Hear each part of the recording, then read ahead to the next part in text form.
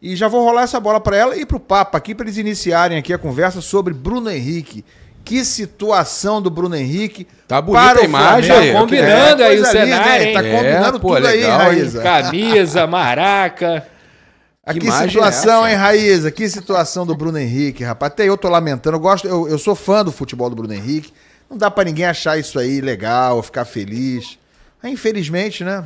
E aí, Raíza? Fala, Ilan, Pedrosa, Papa, galera que tá acompanhando a gente aqui no Placar Aberto. Estou aqui diretamente do Maracanã. Tá tudo escuro aqui atrás, tá vendo? Porque eu estou abrindo o Maracanã aqui pra vocês no Placar Aberto. A gente vai falar bastante de Flamengo, bastante desse jogo contra o Juventude. E é verdade, né? É triste essa situação do Bruno Henrique. Deixar claro aqui que a gente não tá fazendo nenhum juízo de valor. Temos os fatos, né, as coisas que foram apresentadas aí, tem os prints das conversas entre o Bruno Henrique e o irmão dele. Inclusive, em 2019, eu fiz uma matéria sobre o irmão dele, o Vander Júnior, que era conhecido na várzea como Juninho Neymar. E muita gente dizia que na época da várzea, o Juninho era até melhor do que o Bruno Henrique, mas quem acabou vingando realmente no futebol foi o Bruno Henrique. Muito, muito triste toda essa situação. A gente ainda aguarda, né? Enfim, toda essa questão jurídica caminhar. O Bruno Henrique até o momento está relacionado para o jogo. A informação que eu tenho é que o Felipe Luiz conversaria com ele para saber como é que tá as condições, né? A cabeça dele, etc. Para saber se ele tem condições de entrar em campo. Mas por parte do Flamengo, a postura da diretoria enquanto as investigações estão rolando e o Bruno Henrique estiver à disposição, ele vai ser relacionado para os jogos. O Flamengo ainda não soltou a lista dos relacionados, ia soltar mais cedo, segurou, talvez até por essa questão envolvendo o Bruno Henrique, e a gente fica nessa expectativa. Mas por enquanto ele está mantido no jogo. Daqui a pouquinho o time vem em direção ao Maracanã e a gente vai poder também trazer mais informações sobre isso para vocês. Agora é aquilo, né? Se realmente for comprovado, não tem jeito. Eu sou a favor de uma punição exemplar, porque esse caso, como outros casos, precisam servir de exemplo para que esse tipo de coisa não aconteça, porque isso mancha muito o futebol. A gente está falando dos protagonistas do futebol. Bruno Henrique destaque do Flamengo, ídolo do Flamengo, tem uma história linda com a camisa do clube, uma carreira muito bacana e, enfim, seria muito triste manchar essa carreira dele com tudo isso e tem que servir, como eu disse aqui, de exemplo para que a gente não tenha mais casos assim no futebol. Agora, Ilan, tem um ponto que eu acho muito importante, eu queria destacar aqui com vocês, que é o seguinte, né? Eu acho que a gente precisa, no meio do futebol, nós evoluímos muito, o futebol evoluiu muito, o futebol cresceu muito no termo financeiro. Hoje é uma máquina de dinheiro, os clubes, os jogadores hoje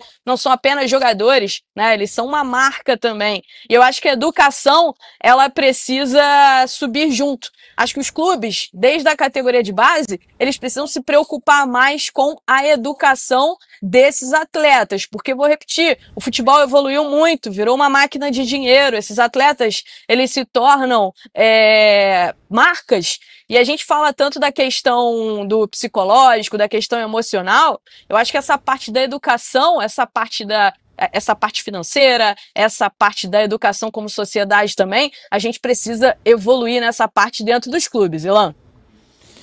Eu tenho até dificuldade de comentar isso aí, mas, enfim, o que eu tenho a dizer aí é o óbvio. Primeiro, o óbvio, né? Ninguém pode condenar, assim como a gente falou do Payet, não dá para condenar o Bruno Henrique ainda. Ilan, né? Internamente o Flamengo prega, não só na nota oficial, mas eles falam, olha, o Bruno Henrique, todos lá dentro, o Bruno Henrique é essa pessoa maravilhosa, esse cara que vocês acham mesmo que vocês veem aí, é essa pessoa maravilhosa, e nós não vamos julgar o Bruno Henrique, até porque no Brasil, pelo menos aqui é assim, a gente há presunção de inocência sempre, né? Então, o Flamengo, isso aí foi passado pra gente falar aqui no ar, tá? O Flamengo vai tratar o Bruno Henrique como um inocente. O Flamengo vai continuar relacionando o Bruno Henrique e, independente dele estar com a cabeça boa, não está, ele vai continuar sendo relacionado, jogar normal. E o que me passaram é que o jogador já vinha conhecendo, já estava sabendo que isso estava acontecendo. Então ele teve partidas boas, inclusive em momentos que ele já sabia disso tudo. Então a Raíza deve saber disso. Não é uma situação nova para o jogador, tá? Isso aí saiu na mídia, mas não é uma situação nova para o jogador. Ele sabe que isso está acontecendo e o jogador está tranquilo, aguardando que justiça seja feita. Agora, o que aconteceu realmente? A gente só vai saber com investigação. Né?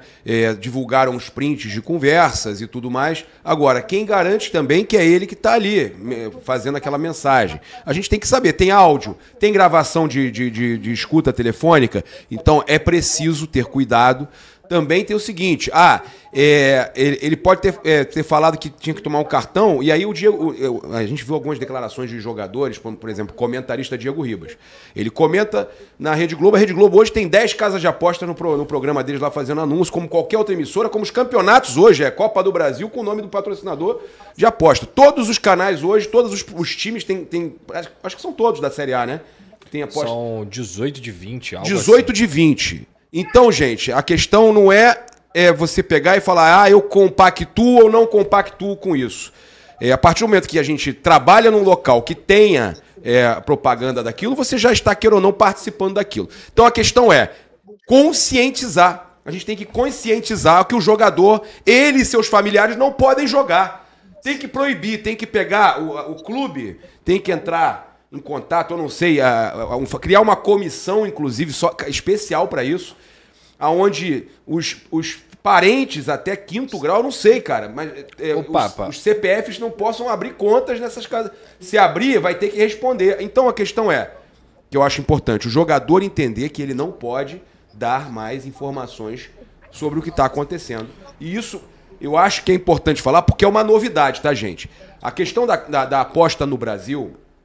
Tenta lembrar aí, no máximo, para um negócio tão viralizado, é no máximo 2 anos. 2 ou 3 anos, não é muito não. Uns 4, né? Já tem uns 4. Já tem um tempinho. Explodiu mesmo essa febre. 3, 4 anos pra cá. Legalizado, né? A gente tá falando da parte mais legalizado. Legalizado e viralizado, Raíza. Regulamentado só foi esse ano. E regulamentado tem menos tempo. Regulamentado só foi esse ano. Então, com a regulamentação, hoje, as casas de apostas têm que prestar contas ao governo, tem que prestar, inclusive, em relação aos documentos. Por exemplo, o CPF do Bruno Henrique. A casa de aposta, junto com a polícia ou junto com qualquer outro órgão que possa ser regulamentador, é na hora. É na hora. Tanto que a investigação da polícia, ela é feita pelo quê? Pelo menos pelo que eu li no Metrópole. São CPFs de uma cidade de Minas que são pessoas ligadas ao Bruno Henrique. Então, digamos assim, o cadastro das pessoas, ele já estava na mão das casas de apostas. As pessoas estão confundindo. Quem perde com fraude é a casa de aposta. A casa de aposta... As pessoas confundem isso. Não, olha só, eu sou patrocinado, você também no seu programa, no seu canal. O Ilan já deve ter tido em algum momento. Eu não sei se está agora. Gente, eu vou falar uma coisa. O dono da casa de apostas que patrocina o meu canal, ele falou assim, nós incentivamos essa busca e a investigação. Lógico. Porque nós somos os maiores lesados. Lógico. Gente, o caso do Paquetá. Quem denuncia o Paquetá é a casa de aposta que recebeu a fraude. Que inclusive patrocina o time do Paquetá. No caso do Bruno Henrique também.